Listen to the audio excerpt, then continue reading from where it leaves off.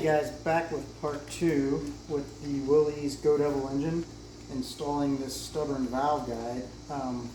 Ran into a snag in our last video. We went to install the valve guide and could not get it to install without breaking again. So we've got a new valve guide, and what I've done is I've gone in and I've measured the valve guide bore, and let me show you what I'm talking about here. If you bring the camera right over here and shine in here, and I'll get a flashlight so you can see a little better too. This bore right here, right in here, this bore that my finger's circling, that is where this is pressing in, and it had a little bit of a ding, or kind of a raised level that I think was preventing this from going in. So what I did, first I tried to hit it with like a wire brush, kind of like you would clean a gun rifle bore with, and I just didn't seem to clean it up too well. So what I did is I used one of these diamond files. You can buy a set of these on Amazon. I'll put a link in the comments. But you can buy these, and it's real important to get the diamond ones, because they're the only ones that can actually remove any material fast enough to get you anywhere. But I went in there and kind of filed that flat spot down with that diamond filer. Of course, I rinsed it out really well with some brake cleaner. And then I went in and measured this. This is a bore gauge, and you can get these again on Amazon. But it's kind of a must-have if you're doing any precision measuring. But this basically allows me to measure the bore, and then take a set of micrometers. A set of calipers, and kind of feel, make sure that there's nothing grossly out of line. Of course, calipers aren't that precise. They go down to about 1/1000th of an inch. You really should be using micrometers. But in our case, we're not so much concerned with the actual dimension. We're just concerned that it's consistent throughout, because this will tell me if there's a raised spot or a bore. I can find those with this by going up and down in this bore, and when I find a high spot, I can file it down with this. And I've already done that. And then the final step was to take a ball hone and kind of run it up and down there to kind of get all of the rust off and get that bore cleaned up really well. So I'll show you. This again can be bought on Amazon. Everything I'm showing you is like in the $20 to $40 range, relatively inexpensive, and somewhat reusable. So I've already used my bore gauges multiple times. This is the first time I've used the ball gauge, but this is a 3/4 inch ball gauge, and we just run this down. And we want to be a little careful, because this ball hone is pretty aggressive, and it's actually going to remove some material. So you want to make sure that we're not really too aggressive with it. And of course we want to rinse that out. Make sure there's no abrasive. This is just brake clean. Make sure there's no abrasive left in there, and we'll make sure that gets kind of cleaned up, and then we will go ahead and drive that in there. Go ahead and pause it for now. Okay. So now that we've got that ball honed and filed down any high spots and any burrs, we've got our new exhaust valve guide, and we're gonna heat up the block, and we're gonna try to drive this guy in with our tool, our valve guide driver tool. And it's real important on this particular engine to have a tape measure, because I want to show you something real quick. If you bring the camera over here, if you notice right here, this is a intake valve guide, and it's much lower. And then if you go back one to right here, this is an exhaust valve guide, and it doesn't go as low into the block. And the measurement is actually 1 inch and 5/16 for this one, and 1 inch for the exhaust. And the reason they do that, I haven't found any real good documentation on why this particular engine is that way, but my guess is that the exhaust valve guides are higher so that you get more heat transfer out of them, and then the intake valve guides are lower so it doesn't block the incoming air-fuel mixture. That's the only thing that makes sense to me. I mean, it's well documented that these are how they go in, but the point is that your exhaust valves are going to be 1 inch below the deck of the block, and your intake valve guides are going to be 1 inch and 5/16 below the deck of the block. So that's an important thing to understand there. So what I'm going to do now is apply just a little bit of heat to this valve guide bore to try to get it to expand a little bit.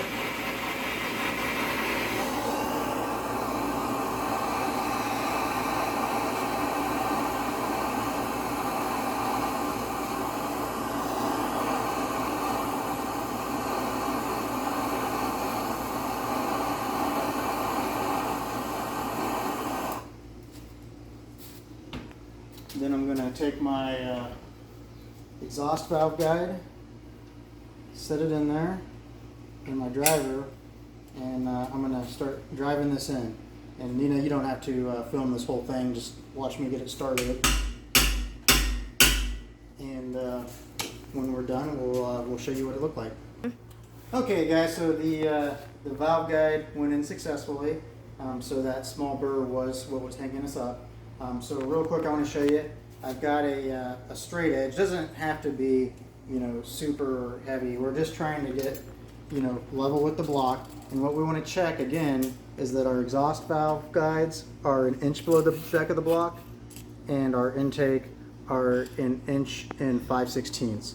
And these are, so we're good. Now the next thing I want to show you guys, now that we've got these in, is a little trick to kind of see how good your valve stems are sealing up.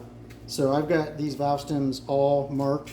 You can see this is 1I and this is 1E. So this is the exhaust, this is the intake for the number 1 cylinder. And we're going to put all these in and I'm going to show you the pop test. And this is not a test that you can rely on an engine.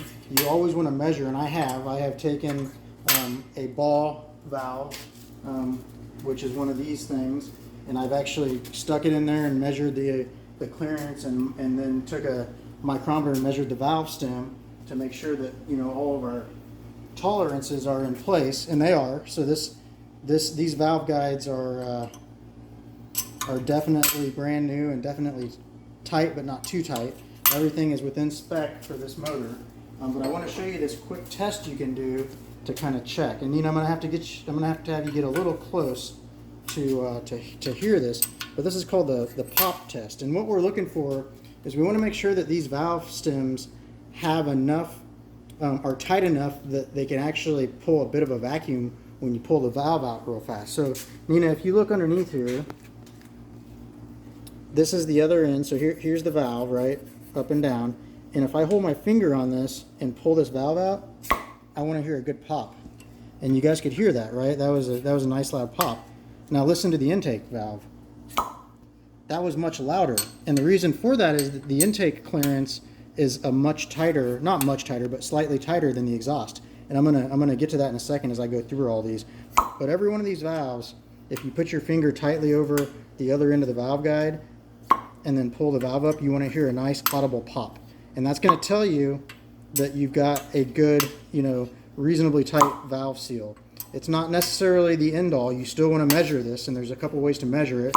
One way is to use a ball gauge on the a small hole gauge on the valve guide itself, and then use a micrometer on the valve stem, and then just subtract the measurement here from the diameter here. And then another way is to put a dial indicator, which is right here. Here's a dial indicator, a magnetic one, and stick it on here. And what you do to measure this is you come in here and actually indicate off of the valve. And you know, essentially what you're going to do with the dial indicated method, and I used both on this engine just to kind of make sure, you're basically going to put this thing in here on the valve, and you're gonna open it up about right where it would open during operation, and you're gonna wiggle it back and forth, and you're gonna see how much clearance. Nina, if you look right here on the, you can see my dial indicator moving as I wiggle this valve. That's an indication of how much space you have between the valve stem and the valve guide. I would say the best method is to take the ball gauge first, which is this device here. Take the ball gauge method first. I like to do all of them. You know, this is a project that I haven't had time to kind of dig into it a lot. But take the ball gauge first and get a measurement here and find out, you know, with these, you know, you're just trying to get a little bit of friction so it drags out. And then you measure this. Again, you're not going to want to use a caliper. You're going to want to use a micrometer, but I don't have a really small micrometer in front of me. But you're basically going to measure this, and then you're going to measure the valve stem. And you know, typically you want to do it in 3 different places, and do the same with the ball gauge in 3 different places. And you're going to subtract those from each other to get your clearances. And then I like to do the dial indicator method, because you know that kind of rules out, you know, a measurement error when you were measuring it. And then finally, at the very end, I go ahead and do that valve pop method. And if you remember earlier, I told you you're going to have a louder pop on an exhaust valve than you do on a, or sorry, you're going to have a louder pop on an intake valve. And get really close, Dina, so you can hear this. This is the intake, and this is the exhaust. And if you could tell, the exhaust valve was a little bit quieter than the intake. And the reason is the intake valve has slightly tighter valve guide to valve stem clearances than the exhaust. And the reason for that is that exhaust valve is where the majority of the heat's going to be removed from the combustion process. And so that valve stem is going to be expanded quite a bit more. So you want a little bit more clearance on your exhaust. Not much, usually just 1/1000th or so. But the exhaust valves typically are going to run just a little bit higher. You know, if the intake valves are like 3 to 4 or 2 to 3 thousandths, the exhaust valves are going to be 3 to 4 thousandths. That's kind of the range we're talking about. But there's you guys saw us installing the new valve guide, which went successfully.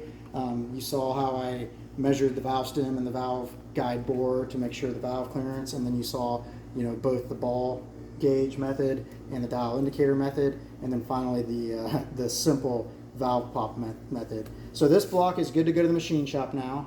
We've got all new valve guides. Got to get a couple seats put in, and you know, this thing will be pretty much ready for reassembly after that. But yeah, that's how you do a valve guide installation on an L134 Go Devil Jeep Willys motor. Thanks, guys.